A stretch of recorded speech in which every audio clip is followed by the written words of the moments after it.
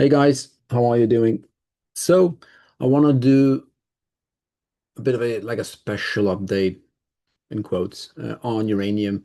We did one yesterday, and today we had I think three stocks actually announcing some sort of you know convertible bonds, whatever that is, a private placement even so.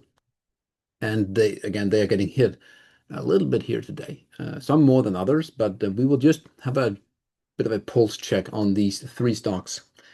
Um, the stocks are Cameco, Dennison Mines, and Centrus Energy. The others are doing a nothing burger of a day. Just again, nothing is really happening. I'm glad to see U.UN is up. Again, for now, it doesn't mean a whole lot, but it's still nice to see because it is, at a bit of a pivot moment here where we stand today. And also, I want to show you, you can laugh, it's fine. Cannabis, ACB, with what I would say a setup. If that was a gold stock, I think people would say, "Hey, that is fantastic." Um, we will do that at the end of the video. I know it's not for for many people. Personally, I've been in cannabis three times. The first time did really well, really, really well the first time. The two times after that, I got stopped out. So, um, But this setup here is, again, one that I really like, and it's on a longer term basis than the last two at least. So good. Let's dive in here. Again, this is one from yesterday. BO Bang Olufsen from Denmark. That is a gorgeous setup, right? If we break 14 again, roughly 14, 14.5, it's going to have a lot of upside. A lot of upside with that whole squeezing going on over there, right? So break of 14.5 roughly, and we target, 22, even as high as 27, based on that alone. But we're basically breaking an 8-year downtrend. Hey, anyway, just a reminder of that. So LEU, let's do a bit of a session here. So currently, again, remember LEU. Oh, we bought it heavily right there. At basically $50, right? We bought it heavily. That setup, again, this was a 3-year beautiful, lovely wedge. And again, we take those all day long, basically. And as you can see initially, we got the confirmation straight away that, hey, we are correct. Up basically 150% in no time, right? Basically, we broke there in September, October. So basically 1 month, we were up 100 and basically 50%. And then after that, we got hit in the face. We were down 50, up again here, 100% double top coming down for the back test, almost hitting, right? Almost back test hitting. But I would consider that, like a back test looking back at it. And since then, basically resetting our entry, right? So this is again, you must remain again, your psyche gets trained a lot in the commodity space. So being up 150, down 50, up 100, reset, right? All within half a year, basically. But then the fun time started, right? Heavy uptrend from 50 to 265. And at that point, before we hit the upper red, we said here, the upper red, which comes from that trend line from the low side, that is a place where we're most likely going to, big resistance. So until we break that, you can't really look any higher. And we basically tagged it on that earnings day. I think it was earnings, or just before earnings. Yeah, that is earnings, right? Coming just before. Good results, but for some reason, we opened at a high and then made a topping tail here. And now we've come down. Basically, we closed the gap over the next 2 days. And then today we had this announcement doing like 600 something million in convertible bonds.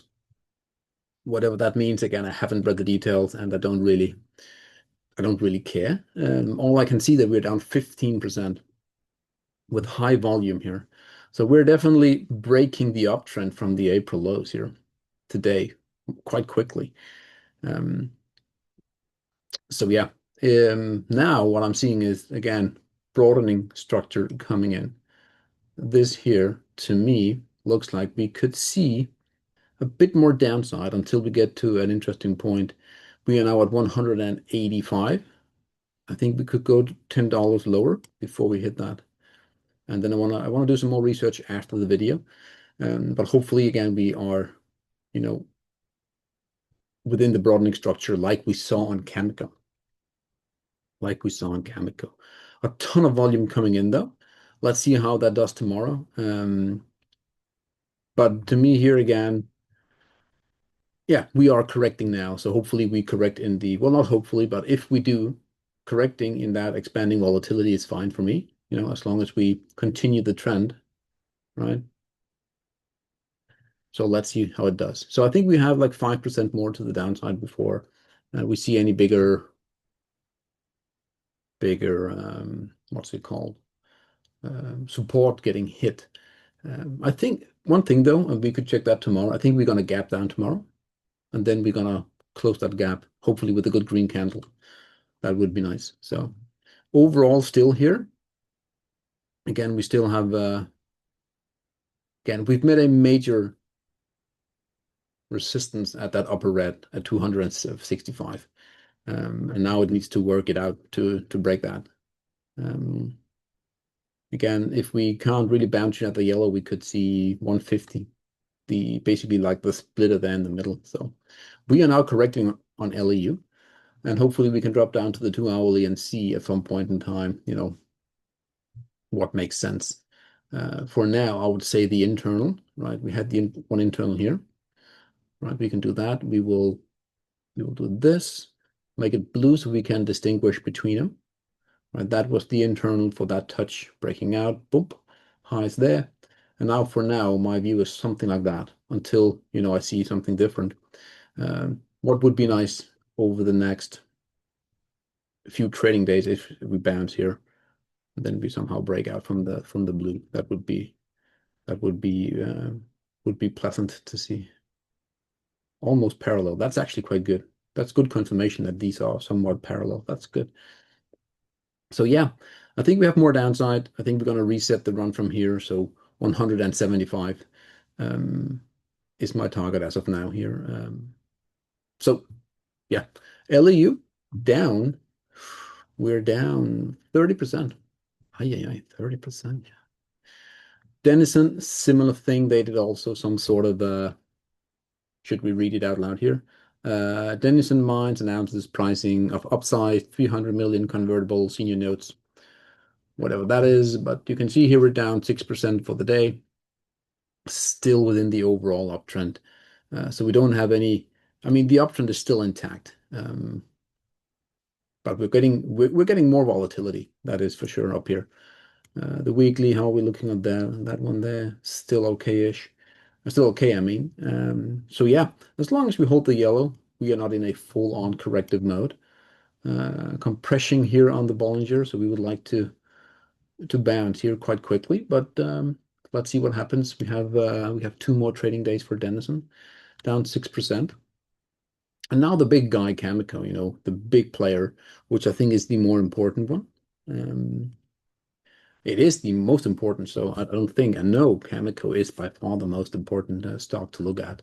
The big blue chip, right? Just basically the entry you would have gotten would have been here or there. So let's, again, up 700% in 5 years. Fantastic. Really crazy stuff. And by the way, this is the kind of, expanding structure that we hope to see on the shorter time frame on LEU, right? Where we see that touch and then boom, off we go. But I want to do a little bit more research. So Cameco here, uptrend broken, back test of the expanding upper blue. A bit of a rally here, testing again, and now we have that candle. So this is, again, to me here, the most worrisome, and that is if we start to trade, let's say, below 72 to maybe 70 here, right? We are topping out, it seems, right? The neckline to me is fine, right? It has a decent angle. Not too much, but again, it's not negative, but it has a good angle. And again, we could be topping here because especially again, hopefully today won't be too hot to push down. I hope the worst is over.